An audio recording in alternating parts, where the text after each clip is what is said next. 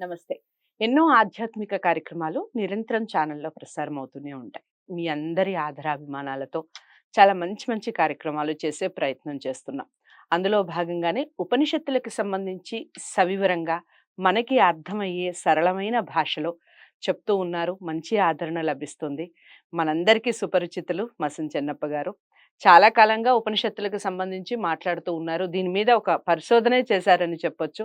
ఇంత సరళమైన భాషలో అందరికీ అర్థమయ్యే విధంగా చెప్పేవారు చాలా అరుదుగా కనిపిస్తారు.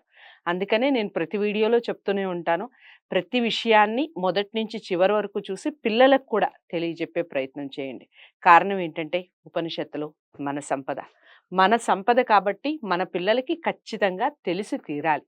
మరి ఈ వీడియోస్ అన్నిటిని కూడా మొదటి నుంచి చివరి వరకు చూసి అందరికీ షేర్ చేసే ప్రయత్నం చేయండి. నమస్కారం. ఉపనిషత్తుల గురించి చాలా చక్కటి వివరణ ఇస్తూ ఉన్నారు కదా గురుగారు. ఈ రోజు శ్వేతాశ్వతర ఉపనిషత్తు గురించి మాట్లాడబోతున్నాం. అసలు దీని ప్రాశస్త్యం ఏమిటి? ఏం చెప్తుంది ఈ ఉపనిషత్తు చెప్పండి? టీవీ యూట్యూబ్ ఛానల్ ప్రేక్షకులకు నా నమస్కారం. మీరు శ్వేతాశ్వతరోపనిషత్తుకు సంబంధించినటువంటి విషయాన్ని ప్రస్తావించారు. ముఖ్యంగా ఇది మొదటి ప్రశ్న. మనకు 10 ఉపనిషత్తులో ప్రముఖమైనవిగా చెప్పబడుతూ ఉన్నాయి. ఈశ, కేన, కట, ప్రశ్న, ముండక, మాండుక్య, ఐతరేయ, తైత్రీయ, ఛాందోగ్య, బృహదరణ్యకోపనిషత్తులు. ఈ 10 ఉపనిషత్తుల తర్వాత మనకు ప్రముఖంగా వినిపించే ఉపనిషత్తు శ్వేతాశ్వతరోపనిషత్తు. ఈ శ్వేతాశ్వతోపనిషత్తును ఎవరు రాశారో రచయిత మనకు తెలియదు. చాలా ఉపనిషత్తులకు రచయితలు ఎవరో తెలియదు. అసలు ఉపనిషత్తులు అంటే చర్చా వేదికలు. సత్యాన్ని నిగ్గుదేల్చడమే ఈ ఉపనిషత్తుల యొక్క ముఖ్యమైన ఉద్దేశ్యం. నలుగురు కానీ, 10 మంది కానీ, 20 మంది కానీ, ఒక సమావేశ మందిరంలో కానీ, రాజసభలో కానీ సమావేశమై వారు బ్రహ్మం గురించి చర్చిస్తారు. ఈ ప్రపంచానికి మూల కారణం ఏమిటో చర్చిస్తారు. అట్లా చర్చించిన సందర్భంలో వారి వారి అభిప్రాయాలన్నీ కూడా అవి పరిగణలోకి తీసుకోవడం జరుగుతుంది. అట్లా ఇతర ఋషుల యొక్క అభిప్రాయాలను పరిగణలోకి తీసుకొని అందులో ఆచార్యుడు ఎవరైతే ఉన్నారో వారు మొత్తం వారి ఆలోచనలన్నిటిని కూడా గమనించి అతడు తన యొక్క తీర్పు ద్వారా తీర్ప అన్నట్టుగా ఆయన ఒక విషయాన్ని సత్యాన్ని తెలియజేస్తాడు. ఈ విధమైనటువంటి విధానం మనకు శ్వేతాశ్వతర ఉపనిషత్తులో కనిపిస్తుంది. శ్వేతాశ్వతర ఉపనిషత్తు యొక్క ప్రాశస్త్యం ఏమిటి అని మీరు అడిగారు. ఈ ఉపనిషత్తు కృష్ణ యజుర్వేదానికి సంబంధించింది. యజుర్వేదం మనకు 2 పేర్లతో మనకు లభ్యమవుతుంది. ఒకటి శుక్ల యజుర్వేదం, 2 కృష్ణ యజుర్వేదం. మనకు బ్రాహ్మణాలు కానీ, ఇతర వ్యాఖ్యాన గ్రంథాలు కానీ కలిపి మనం చెప్పినట్లయితే, వినిపించినట్లయితే అది కృష్ణ యజుర్వేదం అవుతుంది. కానీ అచ్చమైనటువంటి వేదం ఏదైతే ఉందో అది శుక్ల యజుర్వేదం. ఇక్కడ ఈ శ్వేతాశ్వతరోపనిషత్తు మనకు కృష్ణ యజుర్వేదానికి సంబంధించింది. ఇందులో 6 అధ్యాయాలు ఉన్నాయి. అన్ని ఉపనిషత్తుల కంటే ఇది ప్రాచీనమని చెప్పాలి.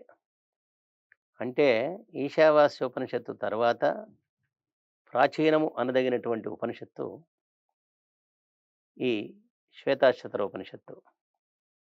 ఇందులో మనకు యజుర్వేదం నుంచి గ్రహింపబడినటువంటి మంత్రాలు ఉన్నాయి. చాలా ఆశ్చర్యం మనకు. యోగ సంబంధమైనటువంటి మంత్రాలు ఉన్నాయి. ఈశ్వర సంబంధమైనటువంటి మంత్రాలు ఉన్నాయి. జీవ సంబంధమైనటువంటి మంత్రాలు యథాతథంగా ఇందులో గ్రహింపబడినాయి. ఇది ఈ ఉపనిషత్తు యొక్క ప్రాశస్త్యం అని చెప్పవచ్చు. తర్వాత ఇందులో 3 తత్వాల యొక్క ప్రస్తావన ఉంది. ప్రకృతి, జీవేశ్వరుడు.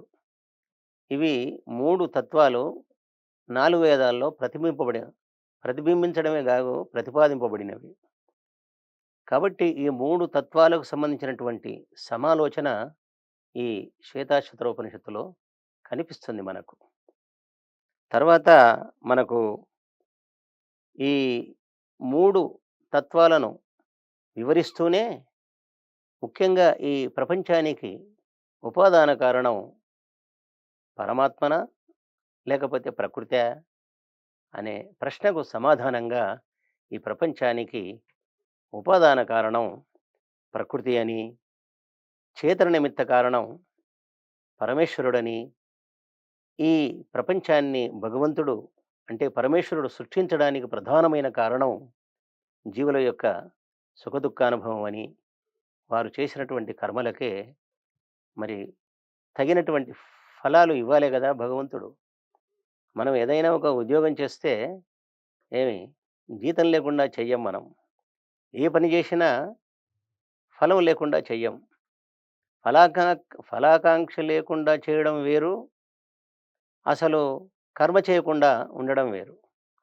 కాబట్టి ఫలాకాంక్ష లేకుండా చేసేవారు యోగులు కావచ్చు. కానీ మానవులు మాత్రం ఫలాకాంక్షతో చేస్తారు. కాబట్టి అలా ఫలాకాంక్షతో కర్మలు చేసినటువంటి జీవులకు సుఖదుఖాలు ఇవ్వవలసినటువంటి బాధ్యత భగవంతునిదే, పరమేశ్వరునిదే. కాబట్టి ఆయన ఈ జీవులకు ఈ ప్రపంచ రూపంలో అంటే ప్రపంచ రూపంలో మరి ఆయన ఈ ప్రపంచాన్ని సృష్టించాడు. జీవులు ఈ ప్రపంచాన్ని ఆశ్రయించి ఉన్నాయి. భగవంతుడు కూడా ఆశ్రయించి ఉన్నాడు. కాబట్టి ప్రపంచంలోకొచ్చి కర్మలు చేసినటువంటి జీవులకు కర్మఫలాలు భగవంతుడు ఇచ్చే విషయం గూడా ఈ ఉపనిషత్తులో ప్రధానంగా ప్రస్తావింపబడింది. నమస్కారం.